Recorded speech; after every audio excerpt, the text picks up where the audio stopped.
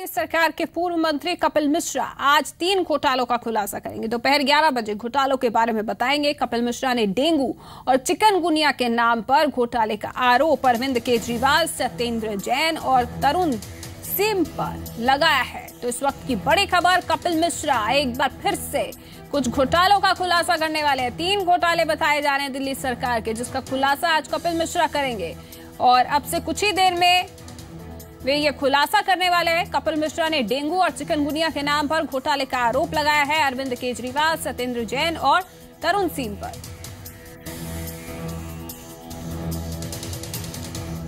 पंजाब के पूर्व डीजीपी और सुपर कॉप केपीएस गिल का निधन कल हो गया था और प्रधानमंत्री नरेंद्र मोदी और पंजाब के मुख्यमंत्री कैप्टन अमरिंदर सिंह सहित कई सियासी हस्तियों ने दुख जाहिर किया है। करीब 1.5 दशक के बाद पंजाब को काले दौर से बाहर लाने में अहम योगदान पाने वाले केपीएस गिल दुनिया को अलविदा कह गए। शुक्रवार को दोपहर 2:55 पर दिल्ली के सर गंगाराम अस्पताल में केपीएस गिल ने अंतिम सांस ली। लंबे समय से किडनी खराब होने की वजह से केपीएस गिल बीमार थे। 18 मई को गिल को गंगाराम अस्पताल में भर्ती करवाया गया था। सुपर कॉप के नाम से मशहूर रहे केपीएस गिल पंजाब में 2 बार डीजीपी रहे। 1988-90 के बीच और दूसरी बार 1991 से रिटायरमेंट तक डीजीपी के तौर पर केपीएस गिल 1995 में रिटायर हुए थे। ये वो दौर था जब पंजाब का माहौल खराब था। आतंकवादी वारदातों की वजह से पंजाब में अशांति फैली थी। इस दौरान केपीएस गिल की अगुवाई में ही पंजाब पुलिस ने सूबे में आतंकवाद को खत्म किया। पंजाब में आतंकवाद खत्म करने के लिए केपीएस गिल को पद्मश्री से भी नवाजा गया था। छत्तीसगढ़ में नक्सलवाद के खिलाफ सीएम रमन सिंह ने केपीएस गिल को अपना सलाहकार नियुक्त किया था।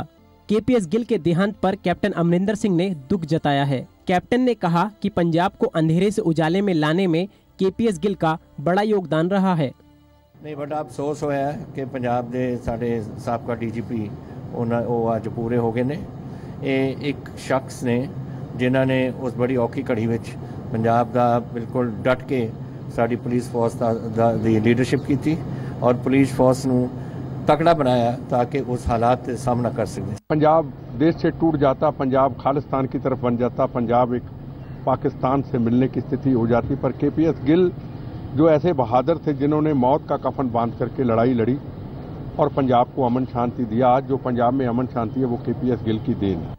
वहीं पीएम मोदी ने भी ट्वीट करके केपीएस गिल के देहांत पर दुख जताते हुए कहा कि पुलिस में दी गई सेवाओं के लिए उन्हें हमेशा याद रखा जाएगा। केंद्रीय गृह मंत्री राजनाथ सिंह, राहुल गांधी और सोनिया गांधी ने भी केपीएस गिल की बहादुरी को याद करते हुए उनके देहांत पर शोक जताया है। राजन गोसाई, जी मीडिया, अमृतसर।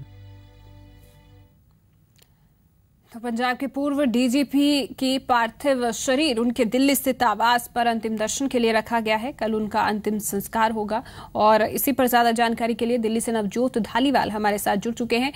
नवजोत, तो अंतिम संस्कार कल है लेकिन अंतिम दर्शन आज ही किए जा सकते हैं। तो अभी कोई नेता जो हैं आज यहाँ पर पहुंचे हैं? बिल्कुल इंदर, जो अभी तक तो ऐसी कोई जो खबर है या कोई नेता नहीं पहुंचा है, लेकिन यही आस की वजह से जो संस्कार है वो कल शाम तक रखा गया है।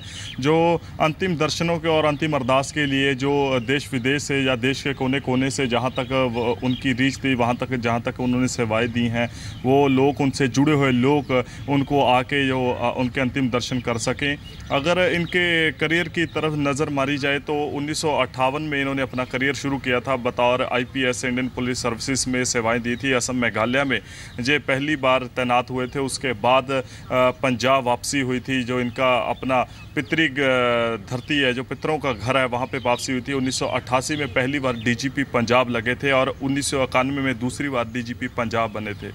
और अगर देखा जाए उसके अलावा जो इनका करियर में 2 तरह की बातें नज़र आई हैं। एक तरफ तो अगर पुलिस है वो नायक की तरफ देखती है और जहाँ जहाँ गए हैं, जहाँ जहाँ विचार चर्चाएं साथ में जुड़ी हैं, तो कुछ लोग हैं, कुछ परिवार ऐसे जो खलनायक के तौर पे भी देखते हैं।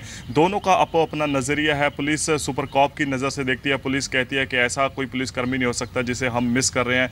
लोगों के ट्वीट आ रहे हैं। अगर सियासी हलकों में बात की जाए तो सियासी हलकों में इस तरह अब तक बिल्कुल चुप्पी धारी हुई है, बिल्कुल शांति है। कोई भी बात नहीं कर रहा। कल तक जो KPS गिल को, चाहे वो सिख संस्थाएं थी या कोई और संस्थाएं थी जो दोषी गर्दानती थी, जो कि सिखों का कातिल कहती थी, आज वो चुप है। कोई भी किसी तरह की बात कहने के लिए सामने नहीं आ रहा है। मीडिया से सारे कतराते हुए नजर आ रहे हैं। अगर KPS गिल के और करियर की बात की जाए तो उन्होंने इंडियन हॉकी फेडरेशन की कमान भी संभाली थी, वो भी कहीं ना कहीं पुलिस सर्विसेज की तरह की वो भी विवादित ही जो रही थी। और उनके साथ एक रूपन देओल बजाज का भी केस जुड़ा हुआ है, जिसको छेड़छाड़ का जिसके तहत मामला दर्ज हुआ था, उस मामले में कैद भी सुनाई गई थी। ऐसे विवादों में इनका जो करियर रहा है, लेकिन दोनों तरफ से जो है इनको देखा जाता है। पुलिस की तरफ से अलग नजरिए से देखा जाता है, लोगों की तरफ से अलग नजरिए से देखा जाता है।